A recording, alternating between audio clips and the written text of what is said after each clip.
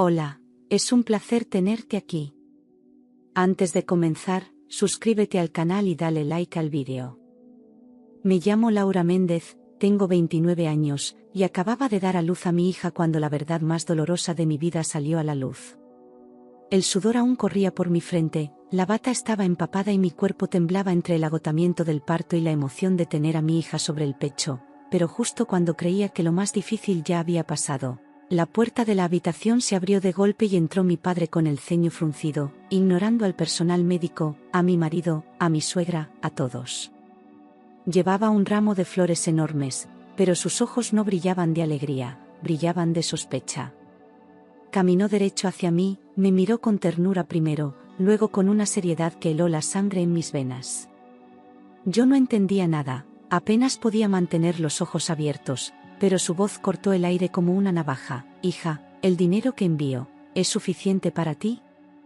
Fue como si la habitación se desmoronara en cámara lenta, como si el universo se partiera en dos justo en el momento más frágil de mi vida. Ahí, sin saberlo, estaba naciendo no solo una niña, sino también la verdad que enterraría mi matrimonio para siempre.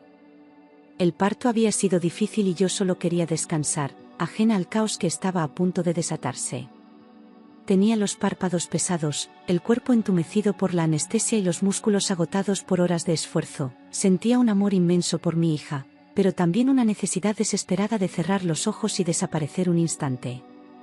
No tenía idea de que, en las sombras de ese cuarto blanco, se cocía una traición que llevaba meses gestándose a mis espaldas.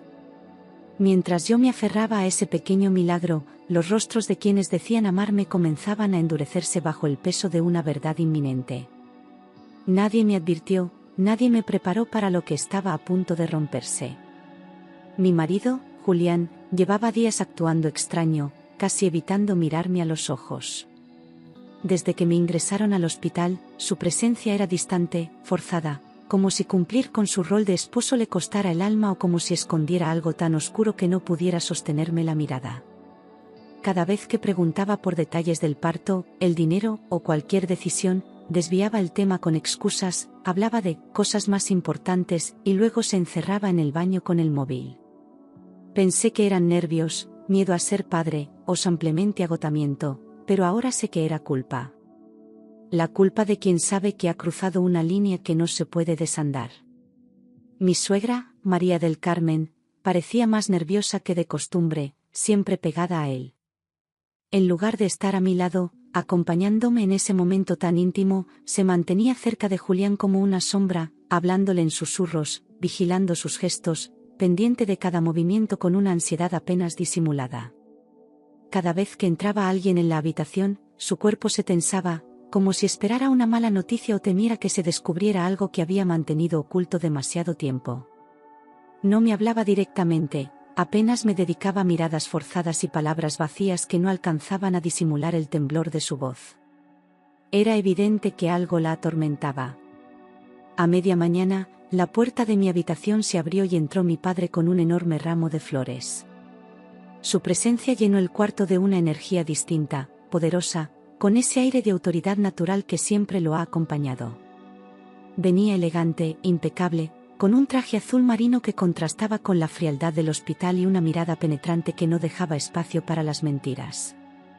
Nadie se atrevió a decir una palabra, hasta la enfermera que me estaba revisando se retiró en silencio. Su aparición marcó un antes y un después.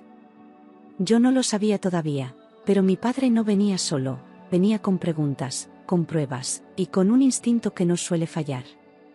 Mi padre es un empresario muy conocido en Madrid, siempre elegante y directo.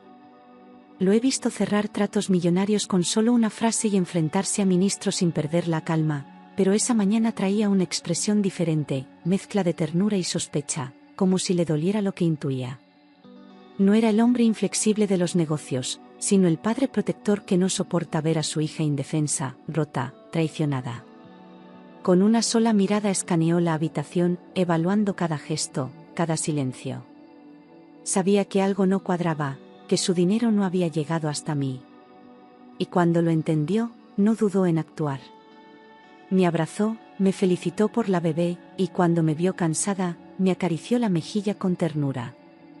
Fue un gesto lleno de amor, de esos que no necesitan palabras para consolar, y por un segundo, me sentí a salvo. No dijo nada sobre su sospecha, ni mencionó el dinero todavía, pero su silencio lo gritaba todo.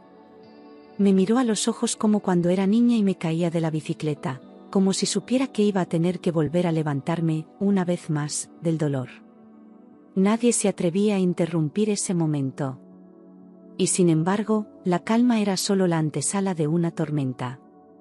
Después, miró a Julián con una expresión difícil de descifrar. No era ira, ni desprecio, sino algo más profundo, decepción. Como si ya supiera lo que estaba a punto de confirmar. Julián intentó mantener la compostura, pero su postura rígida, el sudor en la frente y la forma en que apretaba los dientes lo delataban. Mi padre no lo saludó, no le extendió la mano, solo lo observó en silencio, midiendo su nerviosismo con precisión quirúrgica. Fue entonces cuando todo empezó a desmoronarse. Bastó una sola pregunta para derrumbar el castillo de mentiras. Entonces soltó la pregunta que cambió todo: hija, ¿el dinero que envío, 50.000 euros al mes, es suficiente para ti? Su voz sonó clara, firme, y cada palabra cayó como un martillo en medio del silencio que se había formado. Yo lo miré sin entender, aturdida por la confusión, tratando de darle sentido a lo que acababa de oír. El aire se volvió espeso, la tensión creció como un incendio descontrolado, y sentí que algo se quebraba dentro de mí.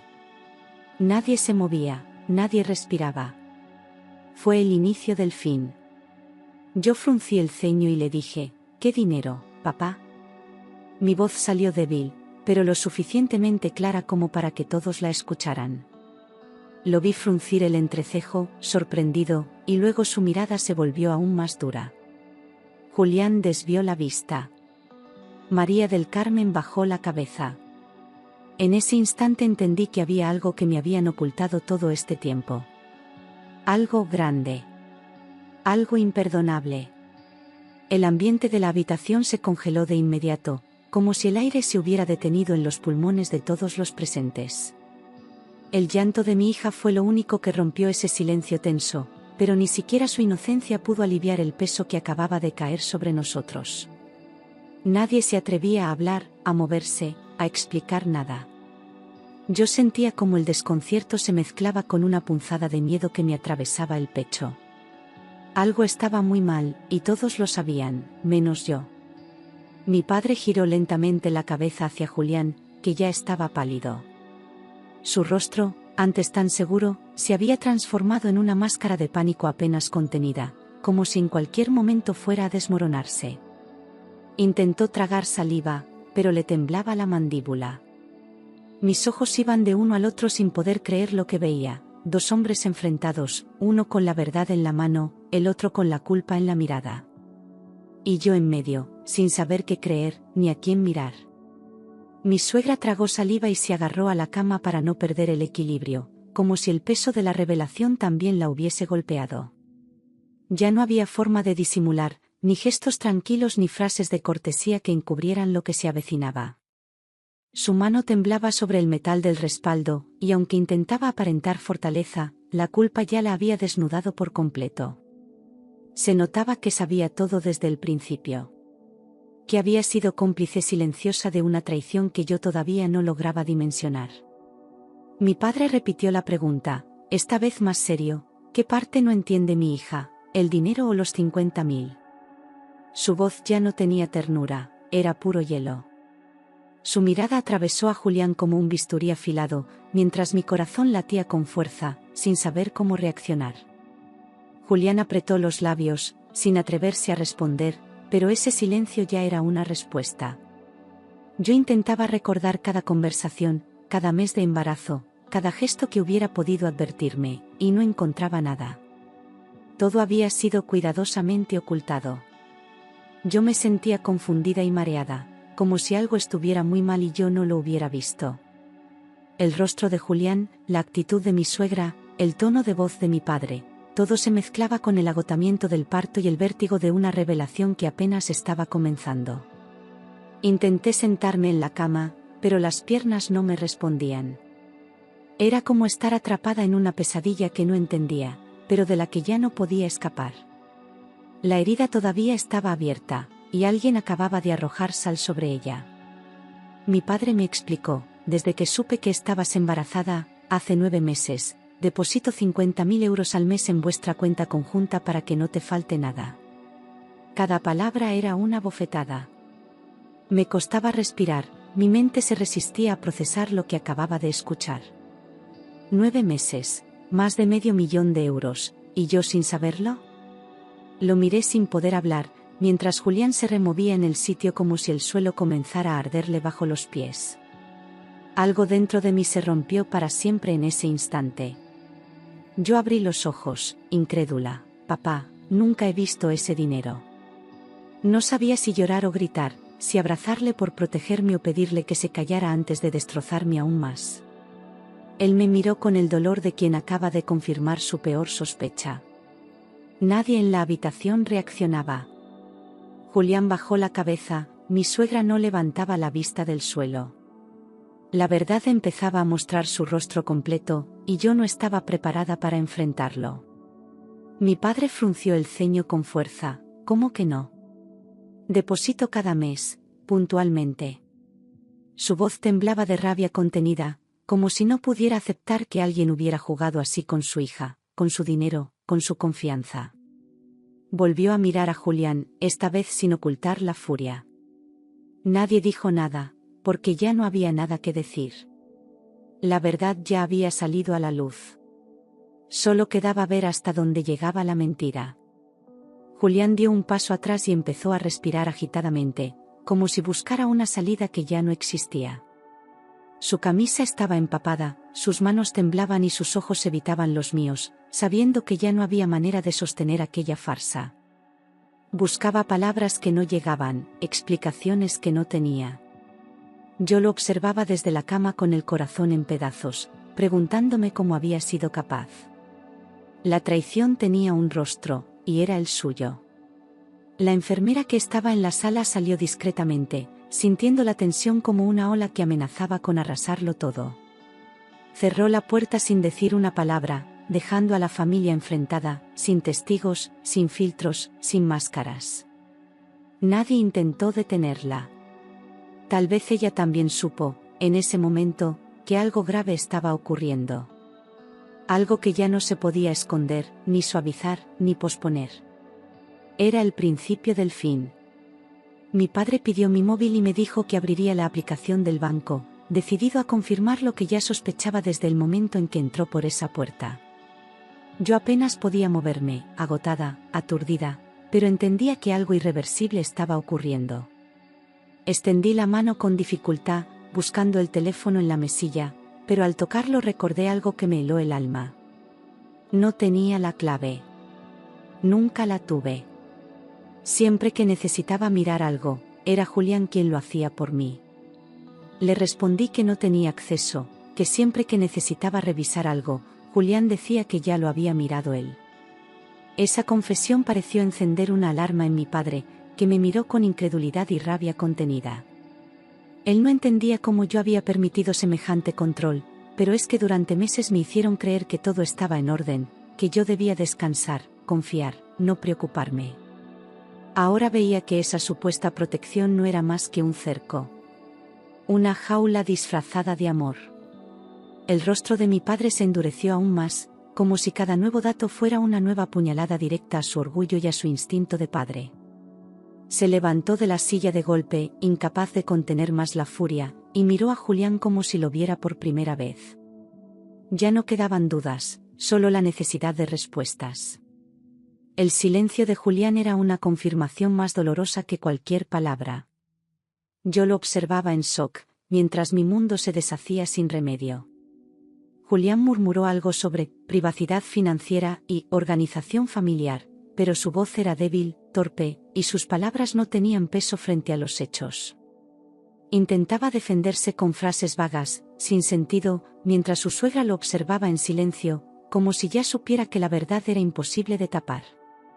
Mi padre no le dio tiempo a seguir balbuceando. Lo interrumpió con una fuerza que llenó la habitación de tensión. Ya no era un diálogo. Era un juicio. Mi padre lo interrumpió. ¿Dónde está el dinero, Julián? La pregunta fue tan directa y tan seca que pareció cortar el aire. Julián retrocedió otro paso, buscando apoyo en su madre, que no reaccionaba, como si el miedo la hubiera paralizado. Yo sentí una punzada en el pecho, no por el dinero, sino por el nivel de traición. Habían jugado conmigo, con mi confianza, con mi embarazo, con mi futuro. La herida no era financiera. Era emocional. Y sangraba sin parar. Julián se aferró a su suegra, que sudaba frío y miraba al suelo, completamente derrotada. Ya no quedaban excusas, ni discursos, ni sonrisas hipócritas. Ella temblaba, como si en cualquier momento fuera a desmayarse, y Julián se escondía detrás de ella como un niño atrapado haciendo algo imperdonable. Me preguntaba cómo habían llegado tan lejos, cómo habían dormido tranquilos mientras me robaban mes a mes. Mi padre no les quitaba la vista de encima. La justicia estaba en camino. Mi padre exigió hablar con un supervisor del banco desde el hospital, sin esperar un minuto más. Llamó desde su propio móvil, con una seguridad que imponía respeto, y en menos de 5 minutos tenía a alguien del otro lado de la línea confirmando datos. Todo el cuarto guardaba silencio, mientras él hablaba con firmeza, pidiendo verificaciones urgentes, movimientos, fechas, cantidades. No había tiempo para paños tibios.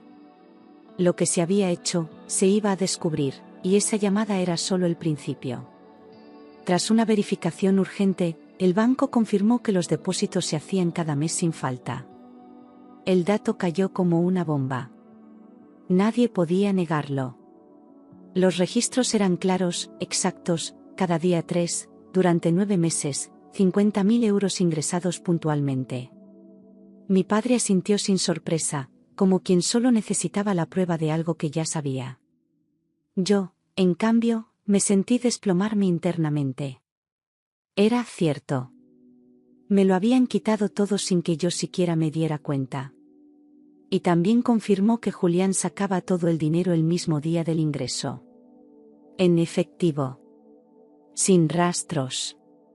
Sin justificación. Mi cuerpo entero se tensó como si hubiera recibido una descarga eléctrica. No había posibilidad de malentendidos, ni de errores. Era un robo sistemático, frío, planeado. Y lo peor de todo, había ocurrido mientras yo preparaba el nacimiento de nuestra hija, creyendo que formábamos una familia. Era demasiado. Y apenas estábamos empezando. Yo sentí un golpe en el pecho, como si me hubieran vaciado por dentro. Todo en lo que había creído, toda la confianza, todas las promesas, se deshacían como papel mojado. Las manos me temblaban, pero no por debilidad física, sino por el dolor de descubrir que quien debía cuidarme, en realidad me había traicionado con cálculo. No podía entender cómo lo había permitido, cómo no vi las señales. Mi padre me miraba, y en sus ojos había algo más que rabia, había compasión. Y eso dolía aún más. Mi padre preguntó, ¿qué hacías con el dinero de mi hija?, sin levantar la voz, pero con una firmeza que dejaba claro que ya no había espacio para juegos. Julián tragó saliva, su mirada saltaba de un lado a otro buscando una vía de escape que no existía, y sus labios temblaban como si las mentiras se le hubieran quedado atascadas en la garganta. Yo sentía que cada palabra que saliera de su boca iba a doler, pero al mismo tiempo, necesitaba escucharla. Quería saber hasta dónde había llegado su traición, cuán profundo era el engaño. Él bajó los ojos, y empezó a hablar. Julián balbuceó que era para gastos necesarios, deudas, emergencias, intentando dar explicaciones vagas que no se sostenían ni por un segundo. Mi padre lo interrumpía con la mirada, impaciente, como si cada excusa fuera una nueva falta de respeto. Yo no podía creer lo que escuchaba, como alguien podía usar esa cantidad de dinero sin siquiera informarme, sin incluirme, como si fuera una espectadora pasiva de mi propia vida. Era como si todo el embarazo hubiera sido una pantalla para su beneficio personal. La rabia se mezclaba con una tristeza inmensa. Yo le grité, débil pero furiosa, ¿por qué no me dijiste nada?, y sentí como la voz me rompía por dentro al salir. Era la primera vez que levantaba la voz desde que todo había comenzado, y en ese grito iba mi decepción, mi dolor, mi amor traicionado. Julián me miró como si no esperara ese estallido, como si aún creyera que podía manipular la situación. Pero ya no era la misma. Acababa de convertirme en madre, sí, pero también en una mujer despierta. Y ese despertar no tenía vuelta atrás. Mi suegra intervino diciendo que era mejor que yo no me estresara durante el embarazo, como si esa frase pudiera justificar 9 meses de engaños. Su tono era condescendiente, como si todavía pensara que estaba haciendo lo correcto, como si robarme fuera un acto de protección. Me hervía la sangre al escucharla. Esa mujer que me miraba a la cara cada día, que acariciaba mi vientre y me traía té, lo había hecho todo sabiendo que me ocultaban una verdad imperdonable. La hipocresía era lo que más dolía. Mi padre contestó, no estresarla o aprovecharse de ella, y esa pregunta dejó a todos en silencio. No era solo una acusación, era un veredicto. Julián y su madre sabían exactamente lo que hacían, lo habían planeado, lo habían ejecutado con precisión mientras yo creía vivir en una burbuja de amor. Yo lo miré, y por primera vez, ya no vi al hombre del que me enamoré, sino a un extraño. Un extraño capaz de robar a su propia familia mientras sostenía mi mano en las ecografías. Julián confesó que él controlaba el acceso a la banca móvil, para evitar confusiones, y eso fue la confirmación de que todo había sido deliberado. No era un error, no fue un malentendido, fue un mecanismo de control diseñado para que yo no pudiera ver, preguntar ni sospechar. Me quitó la información, la autonomía, la verdad. Durante meses, pensé que era un gesto de amor, de cuidado, y ahora entendía que era puro dominio. Todo lo que creí compartir, era suyo. Mi padre pidió que le mostraran la cuenta detallada, ya sin paciencia, con el rostro endurecido y la mirada de quien no va a dejar que esto quede impune. Julián vaciló, intentó buscar su móvil, pero no lo encontraba, y en ese momento su nerviosismo se volvió insoportable. Mi padre llamó a su abogado desde el pasillo del hospital, ordenando que se procediera a revisar todo con urgencia. Ya no era una conversación de familia. Era una investigación. Todo el dinero sacado en efectivo, sin rastro. Ni facturas, ni movimientos de compra, ni transferencias justificadas. Solo retiradas completas, precisas, como si cada euro tuviera destino antes de entrar en la cuenta. Mi cabeza daba vueltas. Pensaba en las veces que pedí dinero para algo pequeño y él decía que no alcanzaba, en las noches sin dormir preocupada por ahorrar para la bebé. Todo era una farsa. Una obra montada para que yo no supiera la verdad. Mi cabeza daba vueltas, sentía que toda mi vida se había construido sobre una mentira. No era solo el dinero. Era la confianza, el matrimonio, la familia. Era el hecho de haber compartido cama con alguien que me traicionaba mientras me decía que me amaba. Ya no podía distinguir qué parte de nuestra historia era real. Me dolía el pecho, me dolía el alma. Y lo peor era que acababa de traer una hija al mundo con él. Mi padre ordenó que Julián y su madre salieran inmediatamente de la habitación, con una autoridad tan contundente que nadie se atrevió a discutirlo. Julián quiso hablar, justificar, pero mi padre ya no lo miraba como yerno, sino como enemigo. Mi suegra intentó quedarse, pero bastó una mirada para hacerla retroceder. Yo no dije nada. Solo los observé marcharse sabiendo que algo se había roto para siempre. Y que, por fin, iba a empezar a sanar. Seguridad del hospital los acompañó hasta el pasillo, sin decir una palabra, con la frialdad profesional de quienes ya han visto dramas familiares demasiado parecidos. Julián no se resistió, pero su expresión era de rabia contenida, como si no pudiera aceptar haber perdido el control de la situación. María del Carmen iba detrás, cabizbaja, murmurando algo que nadie entendía, quizá una oración, quizá un insulto. Yo los vi alejarse sin sentir alivio, solo un vacío inmenso. Porque cuando la verdad estalla, no deja paz inmediata, deja ruinas. Yo rompí a llorar sin poder contenerme, no solo por lo que acababa de descubrir, sino por todo lo que se me cayó encima de golpe, la traición, la soledad, el miedo. Lloré por los meses fingiendo felicidad, por las promesas rotas, por las caricias mentirosas.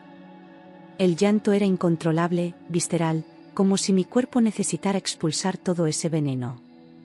Mi hija dormía tranquila a mi lado, ajena a todo, y verla tan inocente me partía el alma. Porque yo quería darle un mundo seguro, y lo primero que tuvo fue una mentira. Mi padre me abrazó como cuando era pequeña y me prometió que aclararía todo, que no permitiría que nadie más me hiciera daño. Sentí su fuerza envolviéndome, dándome el sostén que me faltaba, y por primera vez desde el parto, pude respirar sin miedo. Él no me hizo preguntas, no me juzgó, solo estuvo ahí, firme, presente, como siempre. Y aunque el dolor seguía, saber que no estaba sola me devolvió una pequeña chispa de esperanza. Papá estaba conmigo, y eso era un comienzo. En el pasillo, Julián golpeaba la puerta pidiendo explicaciones, como si aún creyera tener derecho a una respuesta. Su voz sonaba desesperada, fuera de control, mezclando súplicas con reproches, como si él fuera la víctima.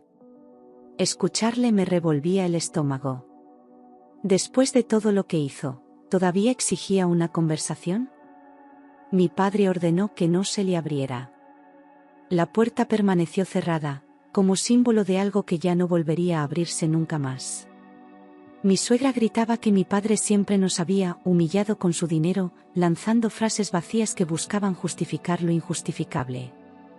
Su voz era aguda, desesperada, y cada palabra dejaba claro que, en su mundo, todo se resolvía echando culpas. Pero ya no me afectaban. La veía como realmente era, una mujer que, por proteger a su hijo, cruzó todos los límites. Y ahora, al verse descubierta, solo podía escupir veneno. Ya no tenía poder sobre mí. Mi padre pidió a su abogado que iniciara acciones legales de inmediato, sin perder un solo minuto. Le dictó los hechos con precisión, frialdad y una rabia contenida que se notaba en cada palabra. Iban a pagar por lo que habían hecho, no solo moralmente, sino judicialmente. No era venganza. Era justicia. Y yo necesitaba verla ocurrir para poder volver a confiar en algo, en alguien, incluso en mí misma. Al revisar movimientos bancarios antiguos, descubrieron préstamos solicitados en mi nombre, hechos sin mi conocimiento ni consentimiento. Los contratos tenían mis datos, mi firma, pero no eran míos. El abogado lo confirmó, falsificación documental. La situación era aún más grave de lo que imaginábamos. Ya no se trataba solo de robo, sino de suplantación, de estafa, de un delito consumado que podría llevar consecuencias penales. Yo no podía creer hasta dónde habían llegado. Y más grave aún, firmas falsificadas. Mi letra imitada con torpeza, los trazos copiados, los detalles inventados. El perito que consultaron por teléfono no necesitó ver demasiado para confirmar que no era yo. Cada documento era una prueba más de la red de engaños que Julián y su madre habían construido pacientemente. Y mientras yo compraba ropa para el bebé o preparaba la habitación, ellos firmaban papeles a mi nombre. Era como vivir en una película, pero el guión lo habían escrito ellos.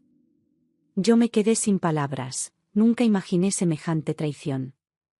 El silencio que siguió a esa última revelación fue más doloroso que cualquier grito.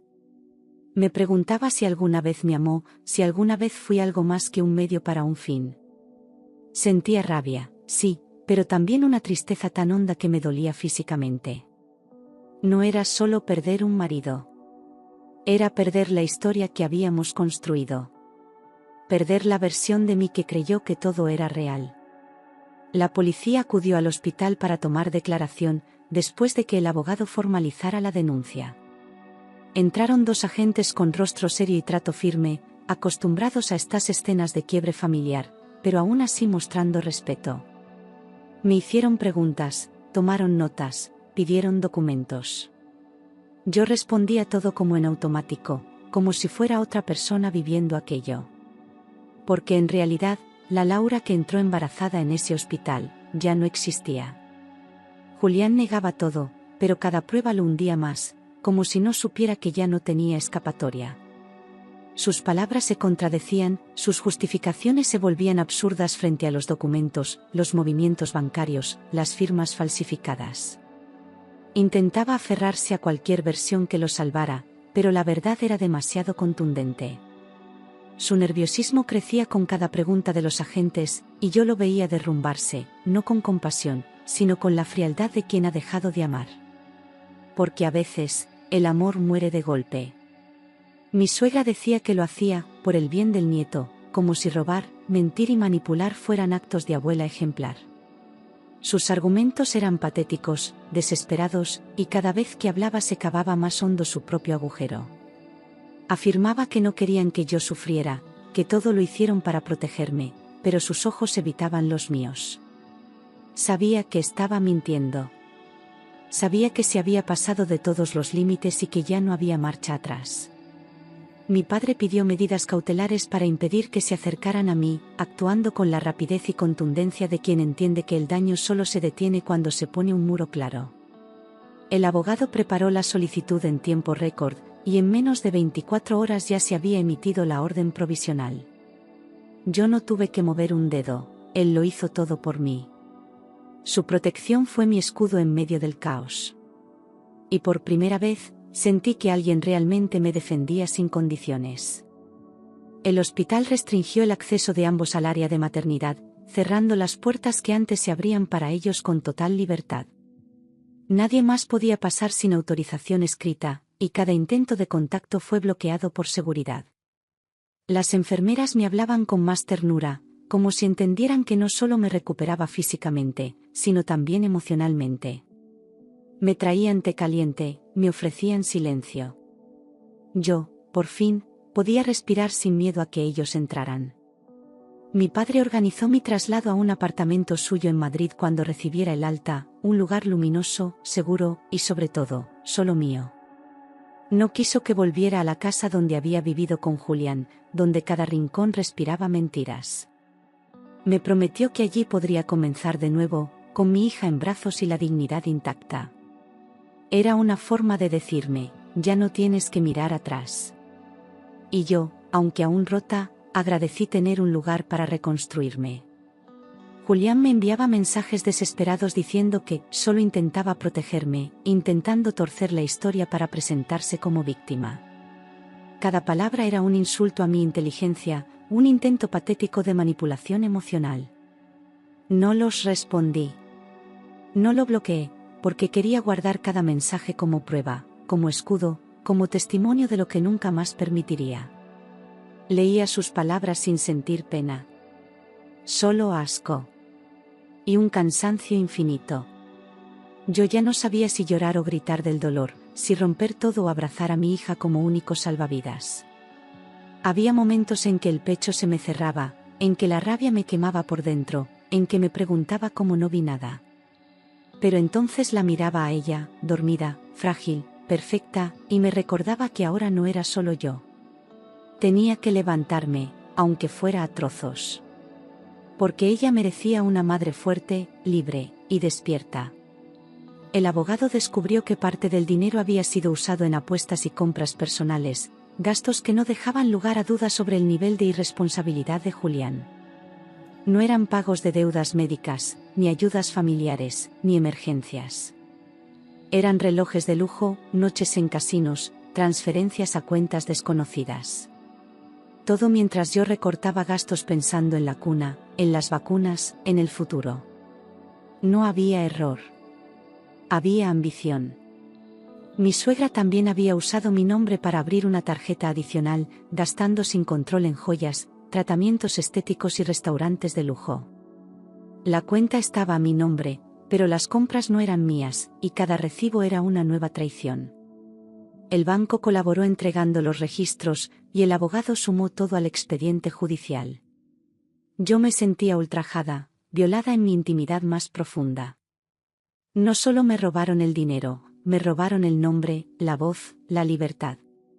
Cada revelación era una puñalada más, y aunque ya no sangraba como antes, dolía de otra forma, honda, seca, silenciosa. Era el dolor de ver tu vida desmontada con pruebas, papeles, números. Ya no podía fingir que todo había sido un malentendido. Era una estafa emocional, económica y psicológica. Y por mucho que doliera, también era mi liberación. Porque ya no había lugar para dudas. Solo para justicia. Yo inicié los trámites de divorcio desde la cama del hospital, aún con los puntos del parto frescos y el cuerpo agotado, pero con la mente más clara que nunca. No había espacio para titubeos ni sentimentalismos. Esa relación ya estaba muerta y sepultada por las pruebas, las mentiras, los silencios. Firmé cada documento con la misma mano temblorosa que acariciaba a mi hija, como si con cada rúbrica me arrancara una capa de engaño. La abogada me hablaba con firmeza y respeto, sin compasión innecesaria. Yo ya no quería consuelo. Quería verdad.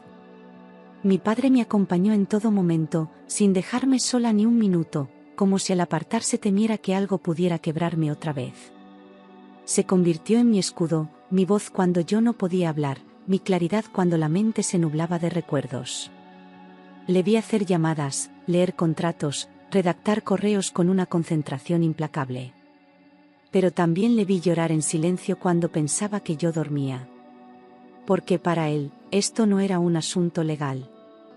Era el alma de su hija rota. Julián intentó entrar por la noche, pero seguridad lo detuvo en la puerta del hospital sin darle opción a discutir. Venía con flores, como si un ramo pudiera tapar 9 meses de engaños y robos sistemáticos. Gritó mi nombre, dijo que quería ver a su hija, que merecía explicarse. Pero ya no era él quien decidía. Su derecho a opinar había caducado en el instante en que decidió vivir de mis espaldas. Y yo ya no quería verle jamás. Comenzaron amenazas de su familia diciendo que yo arruinaba la vida de su hijo, como si él no la hubiera destruido primero con cada mentira, cada firma falsificada, cada euro robado. Los mensajes eran largos, culpabilizadores, llenos de reproches y frases manipuladoras. Pero esta vez no me afectaron. Sabía que eran parte del mismo patrón de abuso, disfrazado de preocupación. Mi padre y el abogado registraron cada mensaje. No íbamos a dejar nada al azar. Pero la investigación mostró que llevaban 9 meses viviendo de mi dinero, con un descaro que solo es posible cuando se cree que nunca se será descubierto.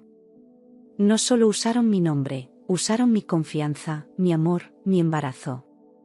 La cuenta bancaria era su fuente de vida, su modo de mantener un estatus que nunca se ganaron. Cada euro que mi padre había depositado fue convertido en lujo, apariencia, mentiras. Y yo, mientras tanto, creía que éramos una familia. El juez autorizó una orden de alejamiento provisional y por primera vez desde que todo empezó, sentí una protección real y legal alrededor mío. Nadie podía acercarse sin consecuencias. Julián y su madre quedaron formalmente notificados, y el peso de la ley empezó a sentirse sobre sus hombros. Yo dormí esa noche sin miedo a sobresaltos, sin imaginar que podían irrumpir en cualquier momento. Era una victoria pequeña, sí, pero era mía. Yo empecé terapia para entender cómo había permitido tanto control, tanta invasión, tanta ceguera voluntaria. No era para culparme, sino para recuperar mi voz, mi criterio, mi fortaleza. Descubrí que no estaba sola, que muchas mujeres pasan por lo mismo sin saberlo, sin poder nombrarlo. Había sido víctima de manipulación emocional, económica y psicológica. Pero también era sobreviviente. Y eso me lo repetía cada día, como un mantra que me devolvía la identidad. Cada día, con mi hija en brazos, intentaba reconstruirme un poco, desde lo más profundo. A veces solo podía levantarme, ducharme y darle de comer. A veces me atrevía a salir a la terraza y respirar sin llorar. Pequeños pasos que nadie veía, pero que para mí eran gigantes. Ella me miraba con esos ojos nuevos, inocentes, y me recordaba que el futuro ya no dependía de nadie más. Era mío. Y lo iba a construir con verdad. Mi padre me dijo, no perdiste dinero, hija. Perdiste a alguien que nunca mereció estar contigo. Y esa frase se me quedó grabada como un bálsamo que cerraba heridas sin ruido. Porque tenía razón. El dinero se recupera. Lo que dolía era haber compartido la vida con un farsante, haber creído en gestos que no valían nada. Pero ya no más. Ahora veía todo con otros ojos. Y por fin entendía que perder a quien te traiciona no es perder, es salvarte. 9 meses después, ya divorciada y libre, entendí que a veces la mayor traición nace dentro de la propia casa, y que abrir los ojos salva vidas. Vivía en el apartamento de mi padre, trabajaba desde casa, cuidaba de mi hija con amor y sin miedo. Aún llevaba cicatrices, sí, pero también una fuerza nueva que jamás imaginé tener. No volví a saber de Julián. No quise. Porque mi historia no terminaba en él. Apenas comenzaba, en mí.